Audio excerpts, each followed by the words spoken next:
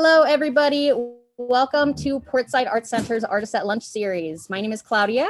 If you are unfamiliar with Portside Art Center, we are a nonprofit arts organization established in 2008, and we enable children, teens, and adults to remain uniquely creative through year-round visual arts programming.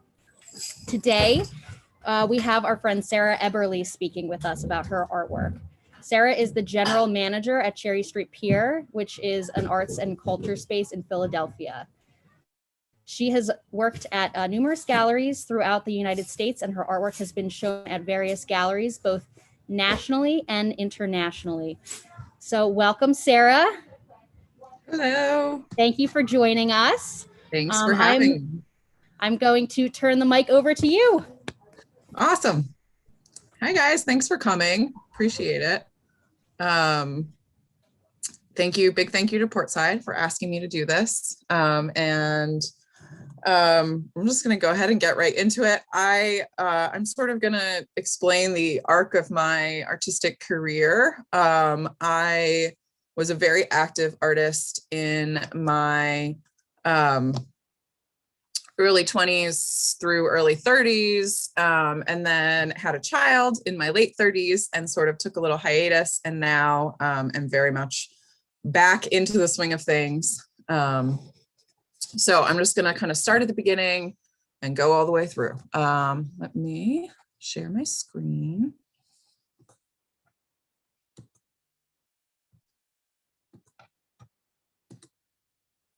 All right, so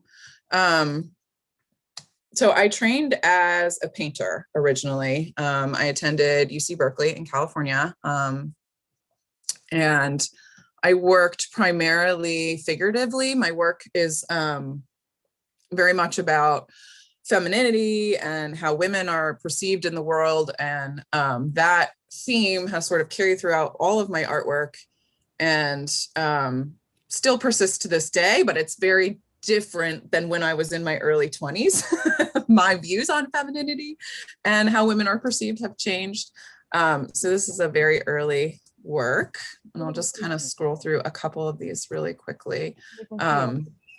This is actually a portrait that I did of my sister, not the nude part, but the face here.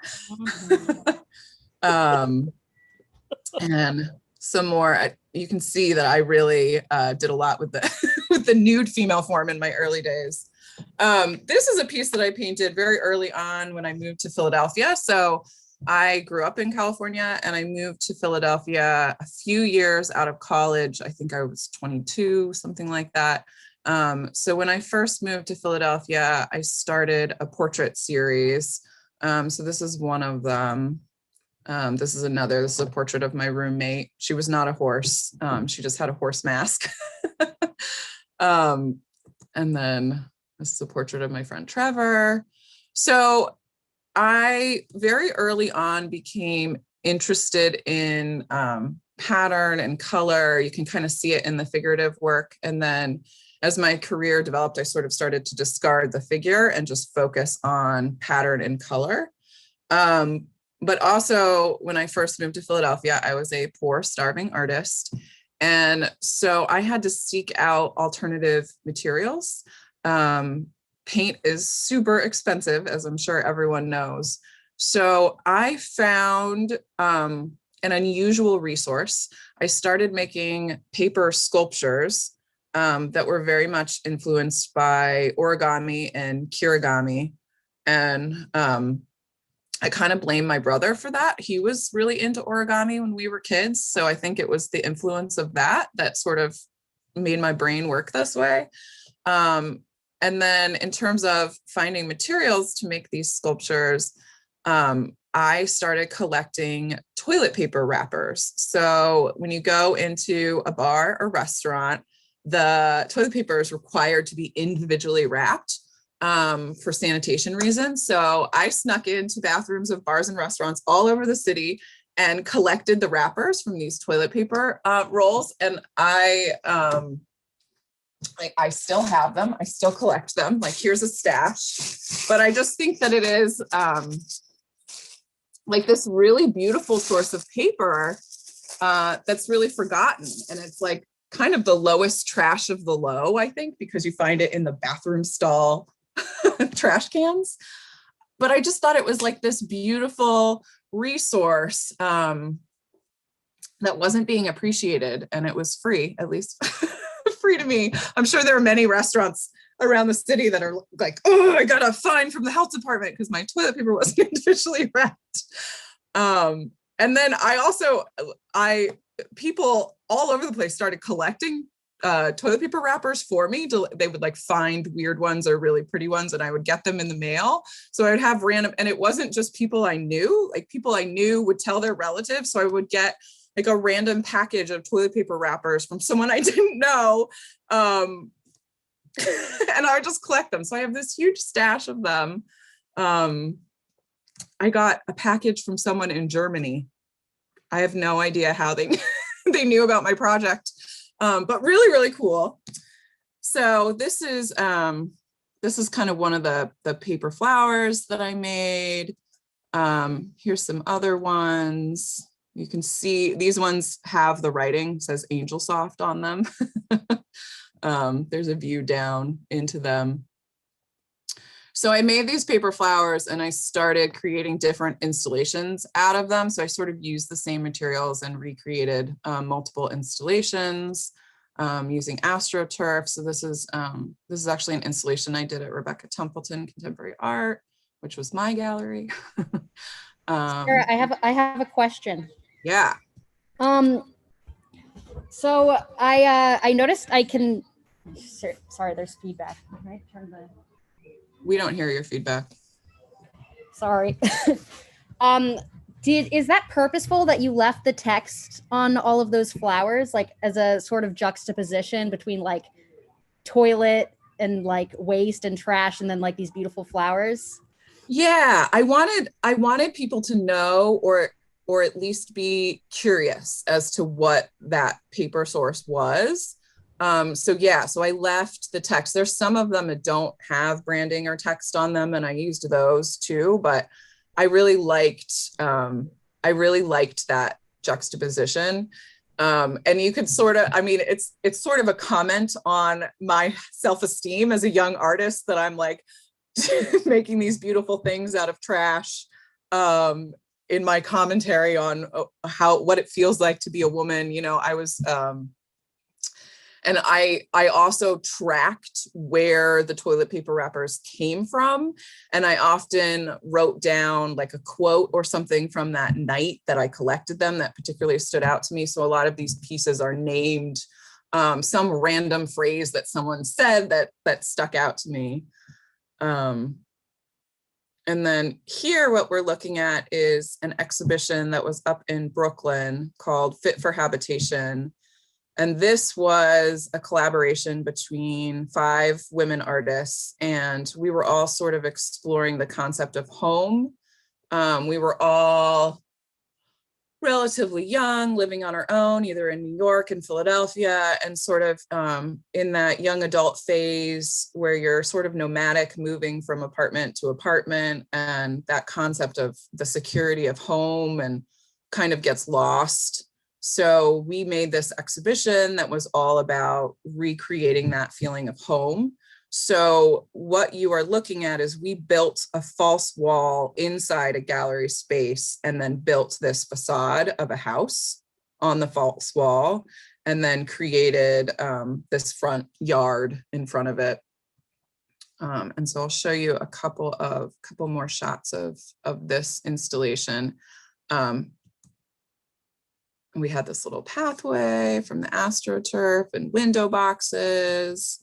And then this is a shot of the inside of the house, which was another artist's interpretation. And then I show this because the plant that you see, she screen printed and made the fabric, and then I built a house plant out of it. So that was our collaboration. And that was part of the exhibition. We all did individual pieces, and then we all collaborated in different ways. And then this is kind of the backyard of the house. So we did build out an entire structure, that room that you would walk into. The front yard was AstroTurf. The backyard was sod. which was really interesting. Got really humid in the gallery during that exhibition. And then these were giant daffodils that I made. So these, the tallest one I think is about 6 feet tall. And then this was done in collaboration with another artist who created a video piece that went with this, that unfortunately I don't have any shots of, but it was, I'm sorry, I said daffodil, I meant dandelion. So the video was of dandelion seeds being blown off. So the background of it was like these dandelion seeds flowing away. And then a couple closer up shots. These are not made out of toilet paper. These were just made out of scrap printer paper. So the process was I would hand cut all of these individual flowers, and then I would glue them to a strip of floral wire and then have a styrofoam ball in the middle of it, and kind of stick them in and create these orbs out of it. So then I would say that this process sort of helped me to leave the literal behind. I was finally able to discard the concept of like, it has to be something that people can recognize, which was sort of built into my brain for some reason. That's a little closer. On this one, you can see the toilet paper wrappers. And then the sculptural pieces are actually Crayola, what's it called? That paper clay stuff that Crayola makes, Model Magic. That's what it is, which is really lightweight and really fun to use.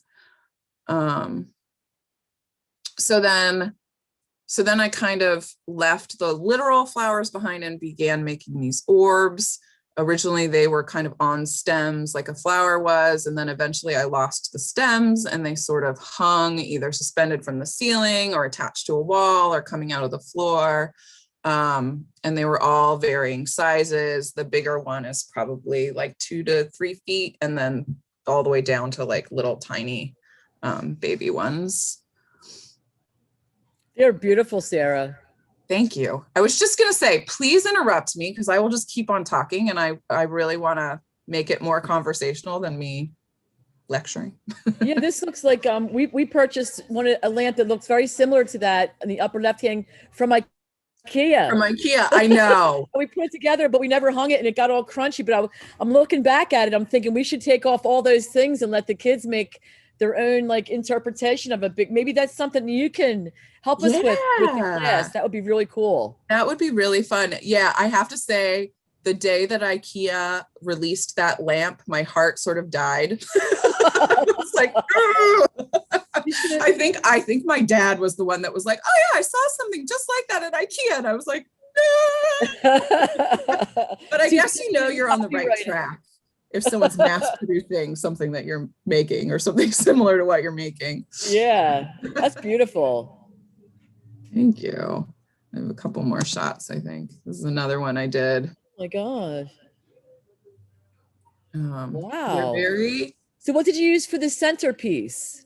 So that is just a styrofoam ball that just paper mache'd over with paper, and then just kind of stabbed each of those. Early on, I would just stick the wires in, but then I realized that I really have to glue them in. So I would dip them each wire in glue and then stab it in. Wow. It's so multi-dimensional. It's beautiful. It's very monotonous and repetitive, which I actually really like because it just sort of like takes my brain off of everything else. So I love just sitting and doing the same over and over and over again. It rests your brain. You don't have to think too much. Yeah, I sort of imagine like women back in the day that would be like quilting or something like at night at the end of the day with their families. It's kind of, and I like this process too because it's not messy and it's relatively contained, so I can bring it with me places. I can do it, while my family's watching TV. I can do it with them, so I don't have to be isolated in my studio like I do when I'm working in oil paint. So do you cut each one of those shapes at the end of the flower? So some of them are hand cut. Some of them are those craft punches that people use in scrapbooking. So like here's one, you put the paper in and then squeeze it and it pops out. And then some of them are a combination of the two, where like I used an initial form to cut it and then I cut back into it to make a different shape out of it. Cool. Oh, wow. That installation. And Sarah, we actually have a question in the chat Thank you. from Kenny. He wants to know, who are your inspirations?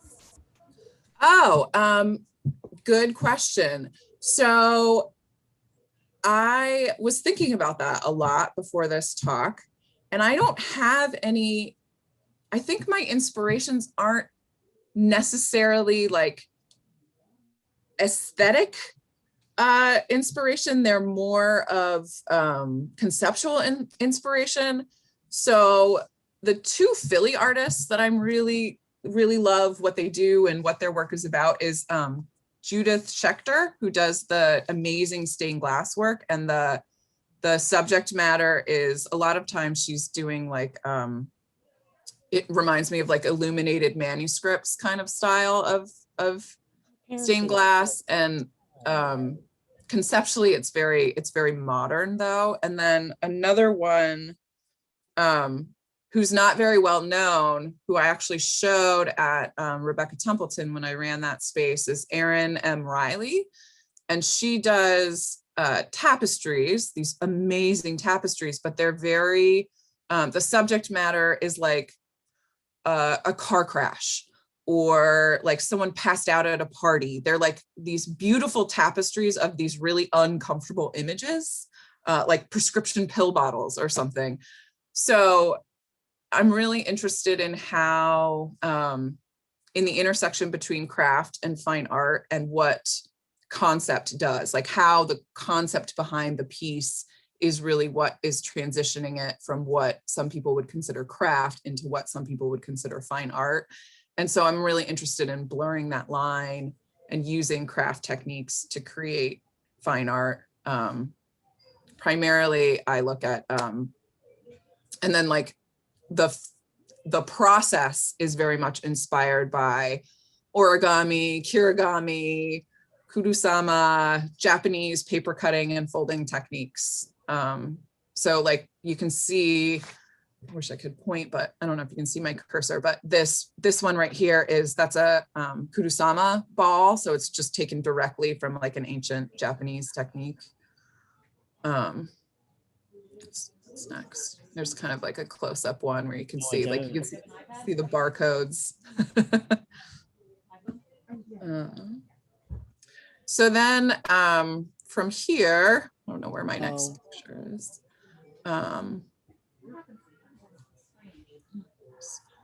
Okay, here we go. So then from there, my husband, who's also an artist, Ben Will, really was pushing me to break away from those circles. I just kept making like orbs and orbs and orbs. And he was like, you got to make something else. You got to make more shapes. You got to do something. So I started. Like yeah. I'm hooked on the circles. I still love them. They're still everywhere. If you look around my studio, they're still everywhere.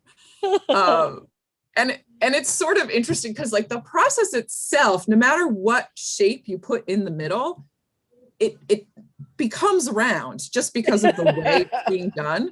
So like you can see like these pieces that are hanging in this show, the structures inside of them are kind of really weird shapes, but like it just became circular.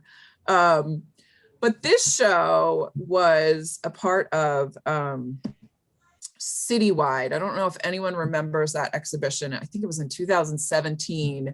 And it was like a bunch of small commercial galleries exchanging artwork.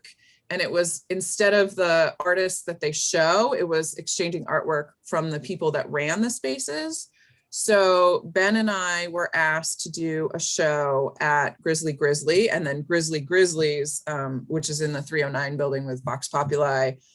They did an exhibition with their staff at our gallery space. And then there were, I think it was like 17 different galleries that had exchanged around the city.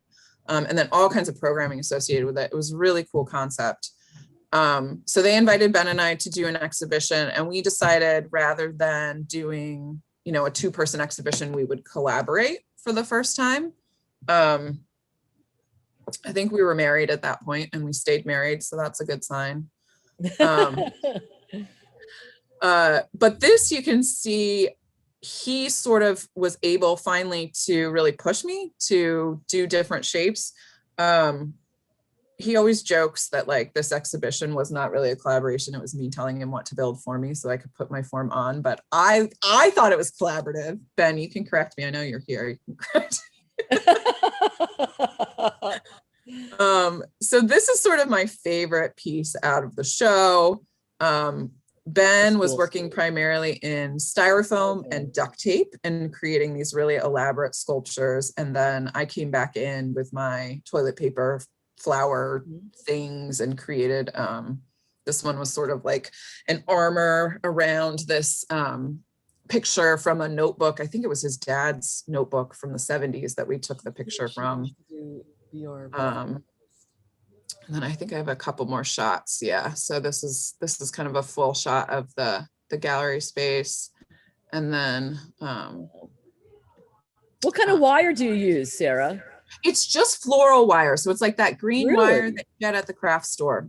I wouldn't think it would stay so perfect. The floral wire is like a little bit flappy. Yeah, it's interesting. I'll pull some down, excuse me.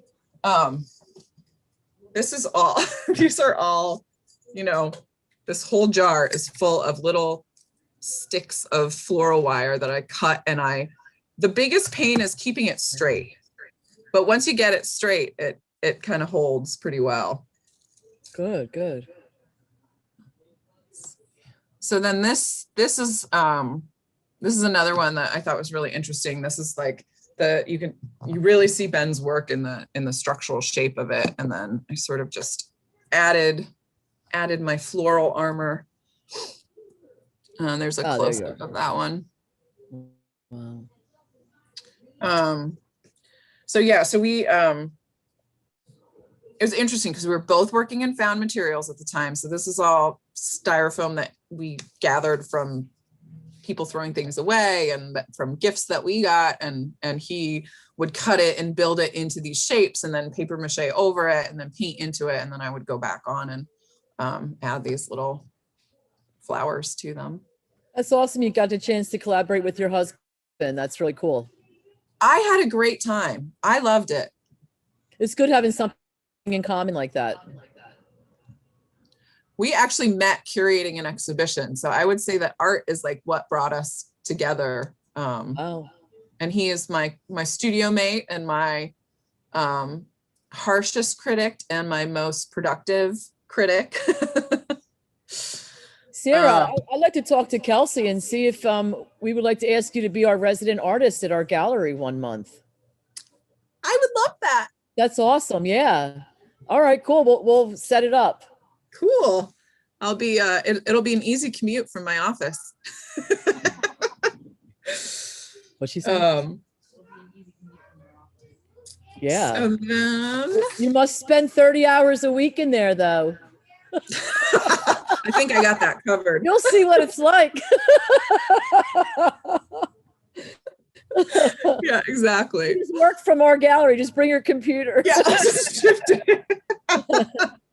I kind of have an in with management, so I might be able to go. I heard. It's so cool your mom and dad are here. Yes. Hi, Mom and Dad. I think my whole family is here. Oh, that's Thanks, awesome. Guys. Oh, Sarah, we love Sarah. She's amazing family. We have her son captive right now in the other room. Yeah. We love him. So what we're looking at right now is a Kurosama ball that I made. So the previous images that the show at Grizzly Grizzly was probably our last sort of hurrah before I got pregnant and had my baby and who was in the other room. And so my focus sort of left fine arts. I think this might be a pretty common theme amongst female artists of a certain age. So I sort of left that behind, and then I just started, I made these, I still needed to make, but I just didn't have the brain power to like really be thinking conceptually about my work. So I started making these Kudasama balls and giving them away as like Christmas ornaments and selling them at little markets and things like that. And then that kind of brought me that motivation to like do that for other people, sort of brought me back to being an artist again. So this is one I made pretty recently. I started actually coloring into them rather than just relying on the decorative papers. So now they're a little more created specifically for these balls. I have, they're about, you know, they fit in this palm of your hand. And so each of these balls is 60 sheets of folded paper. Wow. It's really cool that you stuck with your theme all this year too, Sarah.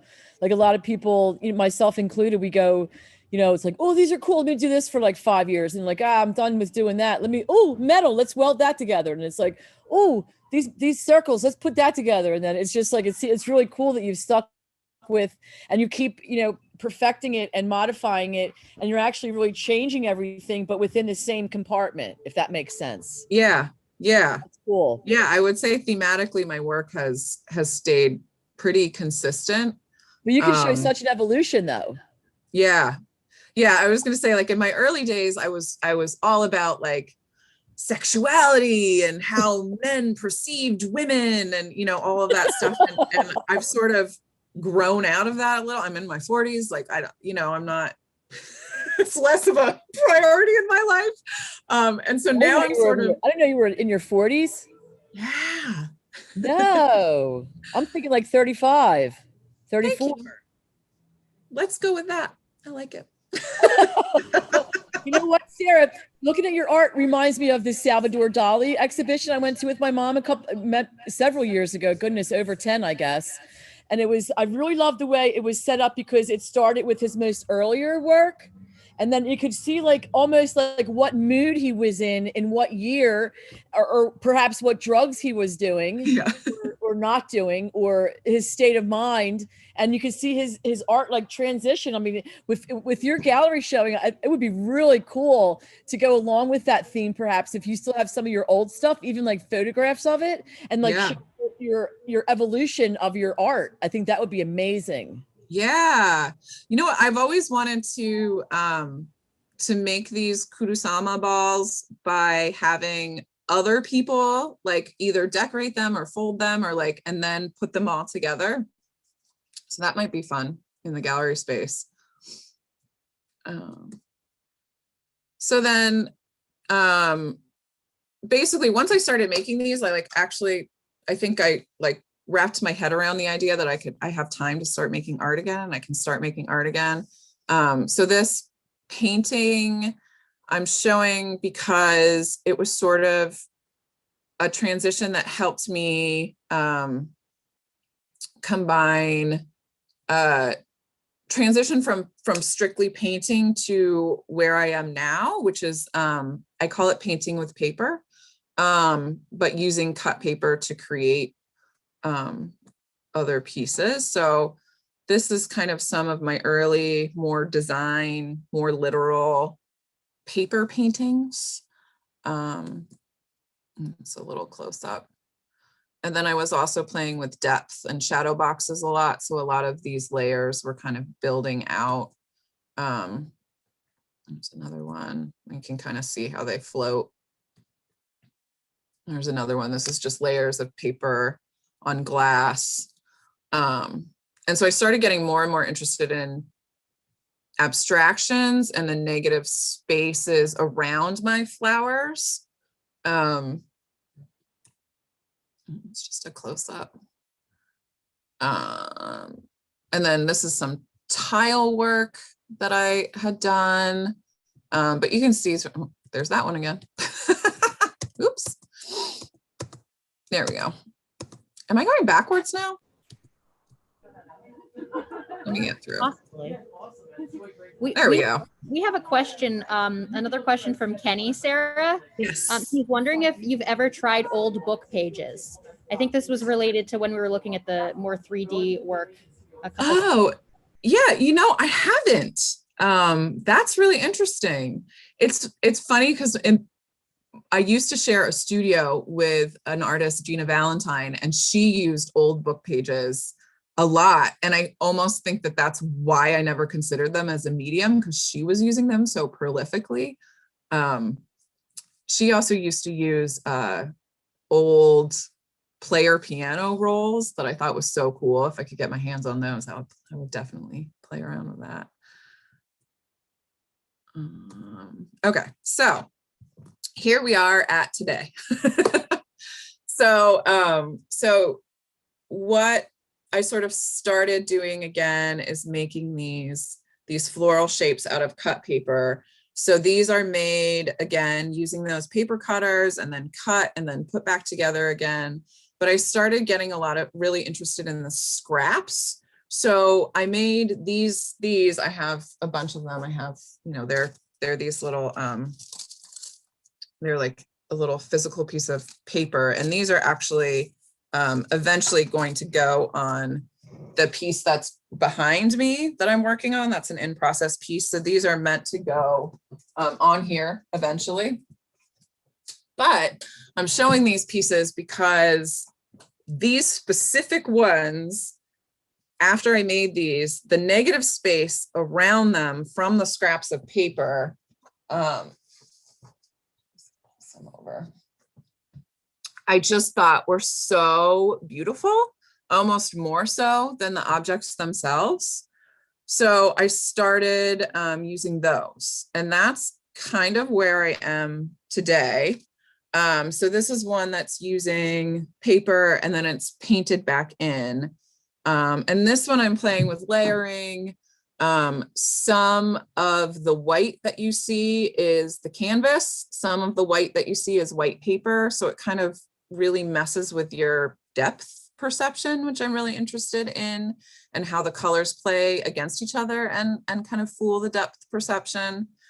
I don't know if this one's done yet. I think so. I've been working on it for a while. And then here's another example of just taking those scraps. And I feel like this is sort of the direction that I'm headed now, using scrap material, I'd like to start incorporating some of the toilet paper wrappers in here because I still have so many. And then just building these sort of abstract floral landscapes. And for me, these are, I should open the chat so that I can see when people are writing things. For me, these are craft. These are fine art. These are cultural appropriation. I'm very interested in textiles. I'm very interested in rugs. I'm very interested in pattern and tile. So I'm sort of influenced by all of these different design aspects, and am using that to create these pieces, which are really referencing all kinds of different things. And that, yeah, that's kind of where I am now. I think this is my last slide, so I'll just leave it up unless we want to stop screen sharing. But I would love to hear from you guys how people think, and they're very psychedelic.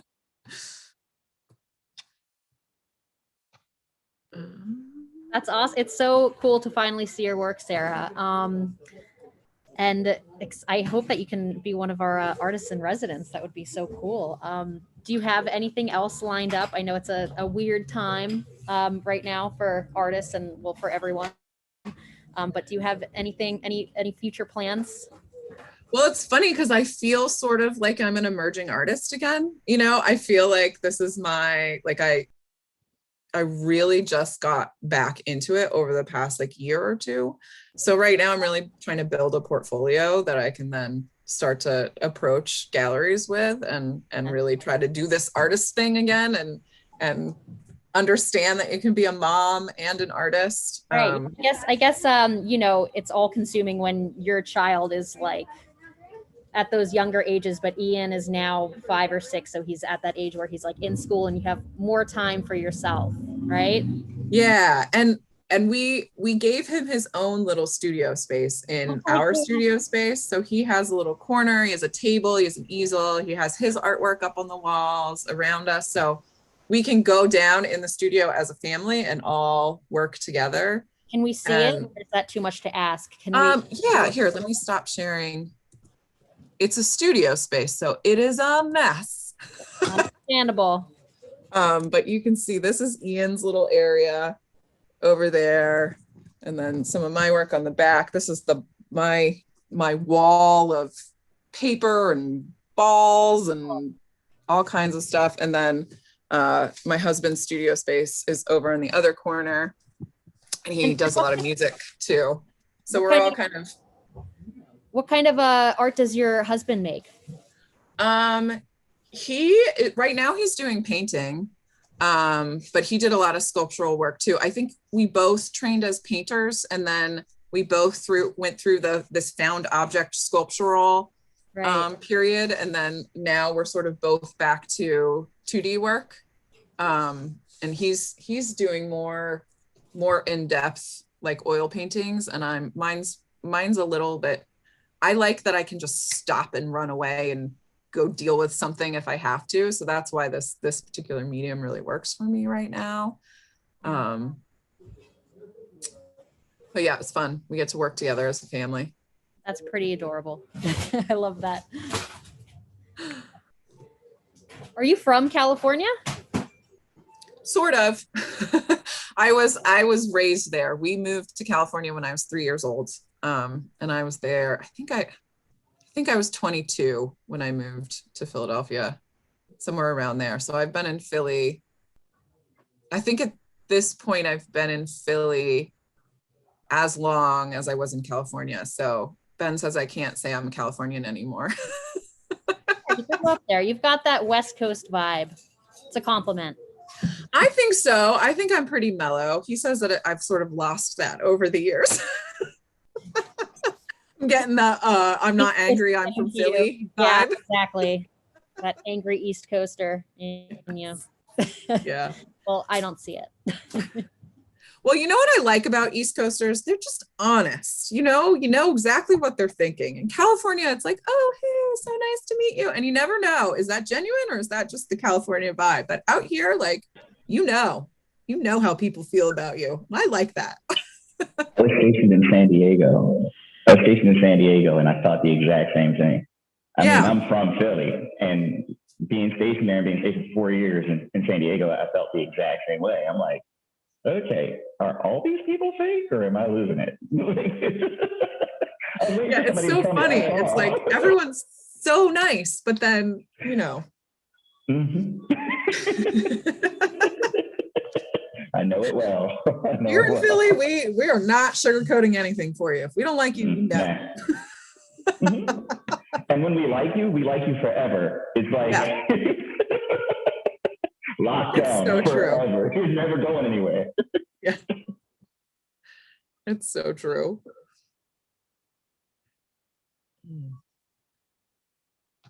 Anyone have any other questions? Family, you're allowed to talk if you want to.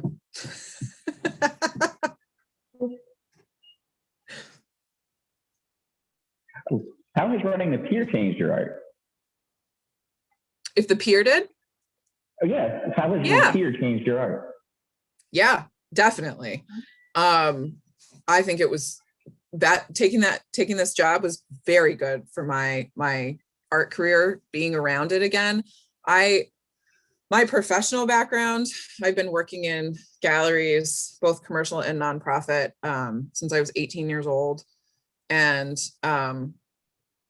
a little and Ben and I ran a gallery space for I think 8 years, that we ended up closing after we had our son so that we could focus on him. Was that in Philly, Sarah? Yeah, it was called Rebekah Templeton Contemporary Art, and it was in Northern Liberties. It was right at Girard and Second. And that was always my dream as a child. So I had, you make those books when you're a kid and you're like, when I grow up, I want to be. Mine doesn't say artist. Mine says art gallery owner, which is very strange for a small child that's. So I had always wanted to open my own gallery. And that was actually the impetus for me to move from San Francisco to Philadelphia, because it was just so expensive. And I knew there was no way I was ever going to have enough money to open my own space. So I moved to Philadelphia because I knew it was so much cheaper. I had actually never been to Philadelphia before I moved here. It was a relatively spontaneous decision. I knew someone that was moving and they asked me to go with them. And I said, no, that's crazy. And then 2 weeks before they were leaving, I said, you know what, I'm coming. And I quit my job that day and I packed up and drove cross country and ended up here, and just crossed my fingers that it would work out for me. My parents were living in Pennsylvania at the time. They quickly moved further away, as they always do. I moved to be near them and they move away. Try not to take that personally. And then when I met Ben, my husband, we were both I was working in galleries, and we were both like doing some freelance curatorial projects, and we curated a show together, and then had the opportunity to open this gallery together. And I really credit Ben for helping to take that step, so it wasn't just an idea in my head, and making it a reality. And also Glenda, his stepmom, who was our silent financial partner to a certain extent to keep that gallery going. But it sort of gave us the opportunity to like live out this dream that I'd always had, and still would love to get back to that. But I didn't even come close to answering your question, Kenny. But anyway, now that I'm working at Cherry Street Pier and I'm back around art consistently, definitely influenced by what the artists in their studios are doing and the exhibitions. And I think just being around it so much and absorbing it made me like really get back into doing it. It was like, I can do this. Like, I can do this again. I can work full time and have a family and be an artist. It is possible, and much easier than I thought it was going to be, I have to say.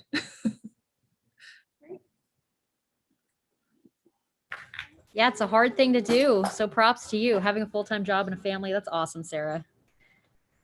We really hope that you can come and be a resident artist. Right, Kim? Yeah, definitely. That'd be fun. Yes, because Kelsey and I were in there last night till about 8 o'clock setting up some stuff. So we're real excited about Friday. We're going to have the kids be doing some mica and epoxy pour painting, spin art on records today. So ooh, fun. On the blue wall. So we're real excited with the kids' art, and they're really excited. So we're hoping to have a lot of the parents here. I think are you muted? I'm muted. Did I just say that to nothing? No, we can hear you. So I guess Claudia is unmuted. Oh, yeah. I was trying to figure out why I had this over top of my screen, but I had a Post-it note. I was trying to figure out all of the different things on the Zoom, and it was my Post-it note. Yeah, and I came over and figured it out for her, and I said it was a blonde moment, and then I realized that we were unmuted. So sorry about that. Everyone heard. Yes, yeah, we're so happy that you are the manager over Cherry Street. I'm so happy that you're getting back into art.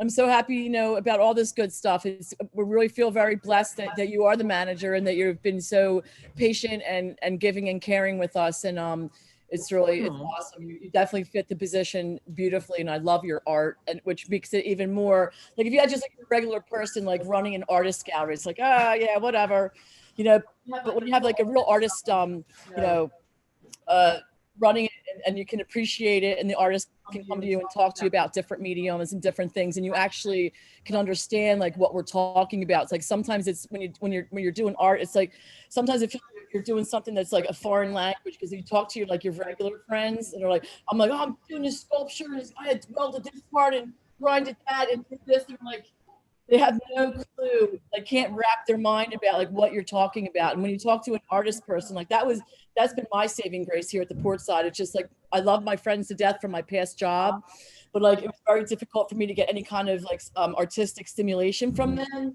because they had no clue like what I was doing. So it was just like I just stopped talking about it with them, because they're like, ah, whatever, and they didn't really care. But being in that group with the Cherry Street, and then also with my teachers are all artists here, so it's like a beautiful family, and we all understand each other. We can all finish each other's sentences. Yeah. It's really cool. So we're very grateful, as always. I always tell you, you know, how grateful we are to have the experience at Cherry Street. And you're an amazing artist. I'm like really, really impressed. Almost impressed I saw you painting that wall. I said, "What? Look at her painting that wall, man. She is awesome." Oh yeah, painting walls, shoveling snow. It's a many-layered job. That's good. Well, I poked my nose in your studio through the window this morning, and it looks great in there. All the panels, all the kids' panels on the wall look amazing. It looks really cool. Thank you. Good. You get little name tags, and so we're almost ready. We'll be there again for the next couple of nights, really long. We might put 30 hours in just this week. Sure. Yeah, easily. Yeah, I'm so happy you came on. This is really great, Sarah. It's really great to know who you're with every day, and who you're working with, and what their talents are. And then like, now every time I look at a piece of, toilet paper wrap, unfortunately, I think of you. Yeah, I know. But no, in a good way. I'm like, wow, I can't believe she actually used, found purpose for this. And it's just like amazing for recycling and repurposing, reusing. And that's what we do. I mean, artists, the starving artists, they can just, they're amazing what they can make out of nothing. And that's what amazes me with our kids too. Like we're getting like a couple little pieces of rolled up stuff, a cotton ball, and this and that, and they make these amazing pieces of art. And it's just like, it's so cool. It's awesome, man. Thank you so much for coming on today. Thanks for having me. I really appreciate it. It's fun. Where'd your mom go? Mom, get back on here. Take a potty break. That's the problem with Zoom.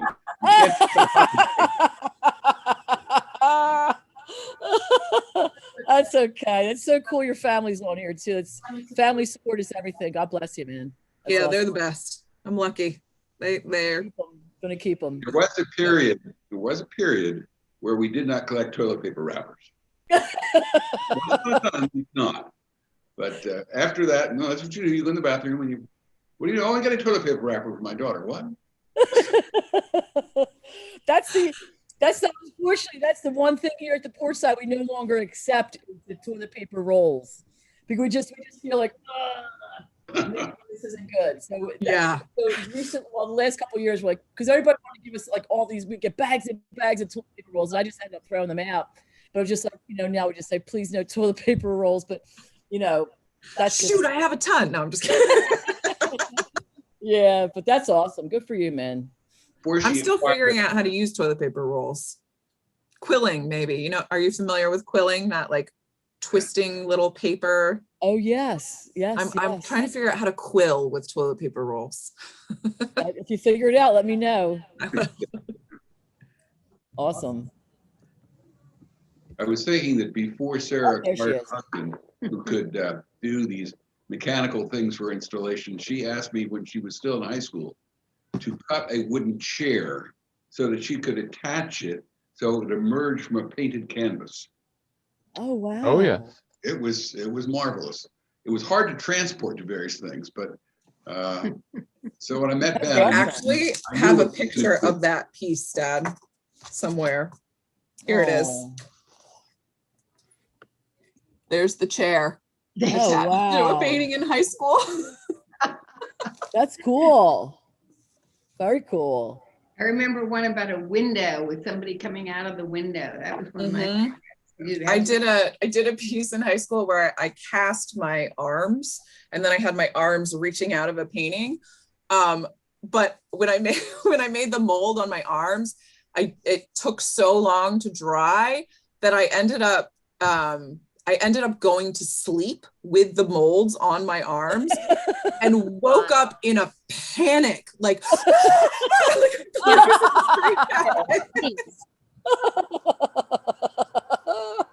close to becoming an orthopedist, you know, you're just right on the edge. That's awesome.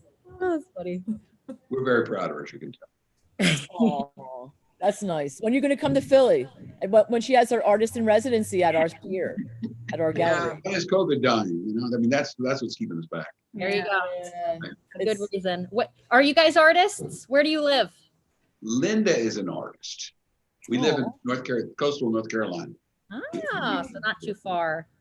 And, yeah, Linda's an artist. She works in a variety. Yeah. Oh. Yeah. Linda, you have to show us some of your art. Yeah, I'm I'm doing